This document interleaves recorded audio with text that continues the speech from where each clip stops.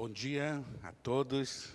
Mais uma vez estamos juntos aqui na casa de Deus para louvá-lo, para engrandecê-lo e para também crescermos espiritualmente nessa comunhão. Agora, em tempos de pandemia, uma comunhão virtual, juntos pela internet, no conforto dos nossos lares. E que bom que temos esse privilégio. Mas lembre-se que isso é temporário. Em breve teremos de novo a alegria e a oportunidade de louvarmos juntos aqui, na casa física de Deus, aqui na nossa igreja. E nós estaremos aqui esperando por você. Deixa eu abrir aqui o meu YouTube para poder acompanhar a transmissão e, eventualmente, deixa eu tentar abrir aqui o chat, chat ao vivo, pronto. E eu vou tentando acompanhar. Bem, mês de maio é o mês das mães. Infelizmente, este ano não poderemos, a maioria de nós, pelo menos, não poderá comemorar juntos, né? Em família. Estão suspensas as reuniões de família, os almoços, os encontros, e que pena, porque é um momento especial, é um motivo a mais para a família, ou às vezes amigos ou grupos se reunirem e celebrarem.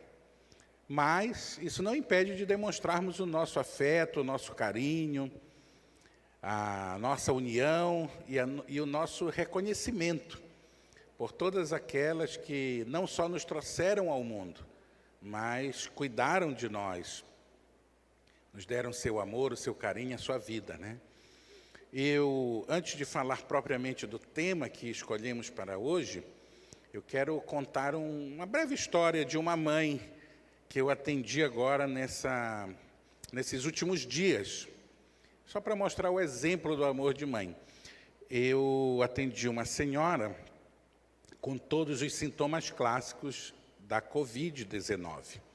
E fizemos, então, ali as orientações, o tratamento, e ela adquiriu as medicações, conseguiu adquirir uma dose, com muita dificuldade, nós sabemos disso, das medicações. E assim ela foi tomando ao longo dos dias, e a gente monitorando ali por WhatsApp, cada dia o que estava acontecendo, etc. E ela melhorou, foi melhorando, está quase curada. Mas, por volta ali do 6º dia de tratamento, ela falou assim: doutor, eu quero te agradecer a atenção, o cuidado, eu realmente estou melhorando, Deus me abençoou, mas eu preciso te confessar uma coisa. E eu falei: o que você fez? Né? Quando o paciente fala assim, fala: o que você fez? E ela falou assim: eu não tomei um dos remédios. Eu não tomei um dos remédios, o mais difícil de conseguir, e coincidentemente talvez era o mais importante para o tratamento. Ela falou: eu escondi esse remédio aqui em casa, porque eu tenho 2 filhos que moram comigo, são adultos, mas eu fiquei com receio deles pegarem e não ter remédio para eles. E por isso eu guardei o remédio. É algo incrível, não? É algo incrível o que essa senhora fez. Não recomendo a ninguém fazer, mas mostra o exemplo do que é ser mãe, do que é ser mãe. Eu tenho visto muitas histórias emocionantes nessa época de pandemia, e essa é uma delas. Mas hoje nós vamos falar um pouquinho de maneira geral sobre a saúde da mulher, já que é o mês das mães, já que estamos falando sobre mulheres de maneira em geral. Eu queria que você me acompanhasse. Eu vou olhando aqui no chat, se em algum momento você tiver uma pergunta. É um tema muito amplo, mas a gente tenta esclarecer algumas coisas. Vamos imaginar a vida da mulher em 3 grandes blocos, em 3 partes. A primeira parte vamos chamar de infância, a segunda fase vamos chamar de vida adulta, e a terceira fase vamos chamar de terceira idade. Então, A mulher tem um desenvolvimento muito especial, muito peculiar, de acordo com a fase que ela está da sua vida. E isso traz a necessidade de alguns cuidados, de algumas orientações específicas para cada uma dessas etapas, uma vez que ela está sujeita a diferentes doenças ou agressões ao seu corpo em diferentes momentos da vida. Então, durante a infância, até ali os 10, 12 ou 14 anos, quando começa a menstruação, para a maioria das meninas, então até antes da menstruação, o corpo da mulher não apresenta a maioria dos problemas que vai apresentar na vida adulta, porque os ovários ainda não estão desenvolvidos, eles já estão presentes, já têm folículos que vão se tornar óvulos durante toda a sua vida adulta, mas eles estão num estado de latência, eles estão como que dormindo. O útero é muito pequeno, ele pesa como 3 a 5 gramas, 8 ou 10 em alguns casos, muito pequeno, não desenvolvido. A criança, obviamente, a mulher não menstrua ainda. Então, o principal problema que vai acometer pelo fato de ser mulher é uma contaminação entre o ânus e a vulva. A vulva é o aspecto externo da vagina. Entre o ânus e a vulva há uma pequena distância chamada períneo. E é muito comum na criança, às vezes por falta de uma higiene adequada, ou pela própria idade, coça o bumbum, põe a mão na boca. Toda criança às vezes faz isso e se autocontamina com alguns tipos de vermes, mas eventualmente um tipo desse verme cai na vulva e causa uma doença muito incômoda. Talvez a maioria das mães aqui que tem filhas já teve a oportunidade de ver isso, que é a tuxina. A tuxina é um verme que parasita e, quando cai na vulva, se multiplica e causa uma coceira terrível. Então, nesta primeira fase da vida da menina, é muito importante que a mãe, principalmente, mas os pais eduquem sobre a questão da higienização, especialmente após usar o banheiro para evacuar, que a limpeza, isso a gente sempre fala nas palestras de educação sobre saúde, a limpeza da menina sempre deve ser da frente para trás, sempre da frente para trás, e nunca de trás para frente. Se a menina não for ensinada isso e criar o hábito de, ao limpar-se, colocar a mão de trás para frente, ela corre o grande risco de trazer não só parasitas que eventualmente estejam ali, mas bactérias que estão presentes nas fezes. E isso vai se repercutir como uma infecção, não só na vagina, mas eventualmente também uma infecção urinária. E é por isso que algumas mulheres na vida adulta, porque não foram ensinadas adequadamente na infância, têm infecção urinária de repetição. Lembrar que na mulher, a uretra, que é o canal que comunica a bexiga com o exterior, é muito curta, diferente dos homens. Como tem o pênis, a extremidade da uretra está muito longe da bexiga, mas nas mulheres não há. Então, a distância entre o orifício da uretra na vulva e a bexiga é muito pequena, e qualquer coisa que cai ali pode facilmente contaminar. Também nessa idade, ao chegar ali pelos 10, 12 anos, começa uma série de transformações. Não é o objetivo da palestra de hoje falar sobre a puberdade, mas, dando uma pincelada rápida, a puberdade é a transformação da criança em adulto. É um processo aí que vai durar 8 anos na maioria das pessoas, dos 10 aos 18, vamos dizer assim, numa média. E nesse processo, então, o corpo vai sofrendo uma série de transformações.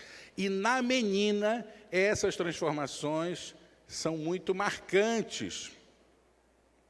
Então vai ter ali o aparecimento de seios, pelos, vai começar a questão da menstruação, e é muito importante que a mãe esteja presente, orientando a menina não só nos cuidados de higiene, mas no entendimento do que vai acontecer. E aí a gente vai passando, então, da infância para a vida adulta. E essa fase da puberdade é a transição. E que situações a mulher vai apresentar na transição, na puberdade e depois na vida adulta? O primeiro, talvez, o sintoma mais comum que a gente vê, assim, praticamente todos os dias quando atende mulheres, é a cólica. A dor abdominal, a criança vai aprendendo a lidar com isso, cíclica, geralmente em períodos aí de 4 semanas, ela acomete as meninas de diferentes maneiras, algumas com muita intensidade, chega até a dar náuseas, vômitos em alguns casos, dor de cabeça, outras com menos intensidade, mas praticamente atinge a todas. Nos primeiros 2 anos da menstruação, acontece uma irregularidade. Tem meninas que menstruam muitos dias, tem meninas que têm o ciclo completamente irregular, menstrua com 3 semanas, com 4 semanas, com 5, aumenta ou diminui o ciclo, porque o organismo está ali se ajustando, sofrendo o processo de transformação. Depois, com o tempo, isso tende a manter a regularidade. Nessa época também, nós temos uma enfermidade que pode acometer as meninas que estão se tornando mulheres, chamada de síndrome dos ovários policísticos, que é quando os ovários não conseguem ovular. Formam vários cistinhos ali, mas eles não crescem, não ovulam, e isso traz, basicamente, algumas dificuldades para as meninas, para as mulheres agora, como a obesidade, que não está diretamente relacionada ao consumo exagerado de alimentos, e o hirsutismo, que é o excesso de pelos. Então, às vezes, cresce pelos aqui na região do buço, na barriga, nas axilas, né? E, na vida adulta, está relacionada com a dificuldade de engravidar. Tudo isso para a gente entendendo o que vai acontecendo ali. Essa mulher já adulta também enfrenta uma outra situação junto com a menstruação, que é a questão da mastalgia, a dor relacionada com o ciclo menstrual. Especialmente, eu posso dizer para vocês que de cada 100 mulheres que eu atendo com mastalgia, praticamente 98 têm a dor mais concentrada na região lateral das mamas. E, curiosamente, mais intensa na mama esquerda. Tenho observado isso há vários anos, mas mais na face lateral de ambas as mamas, que é onde há um volume glandular maior. Praticamente todas que nós examinamos com ultrassom, nós observamos apenas um grande volume glandular. O que acontece é que, com o ciclo menstrual, essas glândulas se tornam hipersensíveis, às vezes até ao toque do sutiã, de tão sensíveis que fica, e isso varia com a menstruação. Outra situação que ocorre também, muito frequentemente, é que a mulher na vida adulta, ao casar e ao iniciar a relação sexual, enfrenta ali no primeiro ano, especialmente, muitos episódios de infecção urinária. Porque durante a relação sexual ela passa a ter contato com outras bactérias que não faziam parte da colonização normal da sua vagina. Isso também tende a se regularizar ao longo aí do primeiro ano de casamento. Só para a gente ir entendendo o que acontece. Então, lá na infância, basicamente, a necessidade de ensinar a higienização correta, de frente para trás, ensinar a usar a duchinha. Na vida adulta, começam os problemas da dor nas mamas, das cólicas menstruais. Essas cólicas, em geral, são toleráveis ou controláveis com medicamentos simples, mas existe um caso que a cólica assume uma proporção extrema, e ela está relacionada agora não só à cólica menstrual normal, mas também quando a mulher vai evacuar. Ela sente que essa cólica, ela atinge de maneira mais intensa e relacionada com o hábito intestinal. E é uma dor bem forte. Quando isso acontece, esse é um dos sintomas, não o único, de uma outra doença que nós chamamos endometriose. Endometriose, que é quando a parte do útero relacionada à menstruação cai na cavidade abdominal e crescem outros órgãos, um deles o intestino, por exemplo. Ainda na vida adulta, durante a vida sexual ativa da mulher, existe uma outra situação que merece muita atenção, que é o câncer do colo do útero. O câncer do colo do útero começa com uma inflamação na parte mais externa do útero. E agora uma informação importantíssima. Um dos fatores está relacionado a uma infecção por um tipo de vírus, mas um dos fatores relacionados a essa infecção é a falta de higiene adequada do parceiro sexual, do esposo. Por isso é muito importante que o casal converse sobre isso e que haja uma consciência sobre a higienização sexual adequada, a limpeza. Muitas dessas doenças estão relacionadas à falta de higiene. Por fim, chegamos na terceira idade. E na terceira idade, a mulher já entra nessa transição entre a vida adulta e a terceira idade, que nós chamamos de climatério, igual aconteceu lá na puberdade, na primeira menstruação, que é a menarca, agora vai acontecer aqui.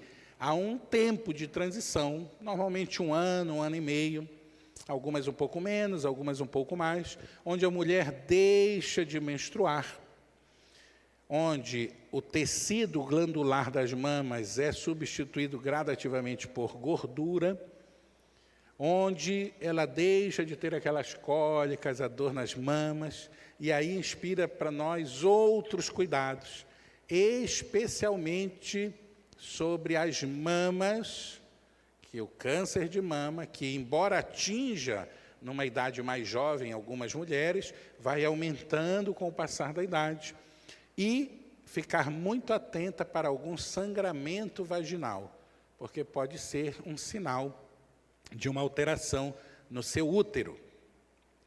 Em resumo, a maioria desses problemas, e eu não quero aqui passar uma imagem errada, a vida da mulher não é só problemas, não, ao contrário, é mais alegria do que problemas. Mas nós estamos enfatizando hoje o que pode acontecer de doenças nesses 3 períodos da vida. Em resumo, a maioria deles pode e deve ser evitado com uma higiene bem feita, tanto da criança ou da mulher adulta, quanto do seu esposo ou parceiro sexual. 2, a questão das cólicas e das mastalgias podem ser atenuadas ou diminuídas drasticamente com uma boa alimentação.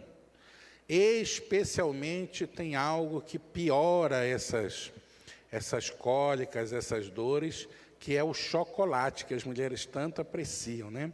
Então, o chocolate, alimentação rica em gorduras, tudo isso faz com que piore. Outra coisa muito curiosa, o fato de ter filhos e amamentar confere uma proteção à mulher. Veja como a natureza é fantástica, contra alguns tipos de câncer de mama. Agora, a dica mais importante que eu posso dar hoje: toda mulher deve fazer anualmente o exame preventivo, pelo menos esse exame. O exame preventivo é um exame chato de fazer, ele incomoda um pouquinho, mas é rápido, onde o médico ou o enfermeiro coleta material dali do colo do útero, olha numa lâmina e vê se há algum tipo de inflamação que possa vir a ter o risco de se tornar um câncer de útero. Isso é muito importante porque, quando detectado nesta fase precoce, praticamente 100% de cura, praticamente. Então, é um exame que está disponível em toda a rede pública, em todas as unidades básicas, oferecem algum tipo de serviço que dê acesso a este exame, e é muito importante. Para aquelas que têm acesso a algo mais, muitas mulheres fazem também uma avaliação anual com ultrassom das mamas e com ultrassom transvaginal. É importante, se você puder fazer, também. Mas se você tiver que escolher, escolha o preventivo. Não deixe de fazer o preventivo. Se você pode fazer completo anualmente, melhor ainda. Lembrar que, uma dúvida que a gente ouve muito, durante a fase adulta, as mulheres têm muitas glândulas na mama. E o melhor exame para avaliar as mamas na vida adulta é a ultrassonografia e não a mamografia. A mamografia, ela passa a ficar um pouco obscurecida quando há muitas glândulas, porque as glândulas se sobrepõem. Então, na vida adulta, é muito importante que faça o segmento com a ultrassonografia das mamas.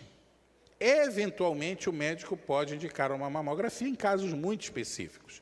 Já conforme os anos vão passando, no climatério, na transição da vida adulta para a terceira idade, as mamas vão sendo lipossubstituídas, vão trocando as glândulas por gordura. Lembra que eu falei? E, nesse caso, o exame mais indicado passa a ser a mamografia. Agora sim, ela vai conseguir ver com mais clareza que o ultrassom, e o ultrassom inverte, passa a ser um complemento da mamografia. Deu para entender?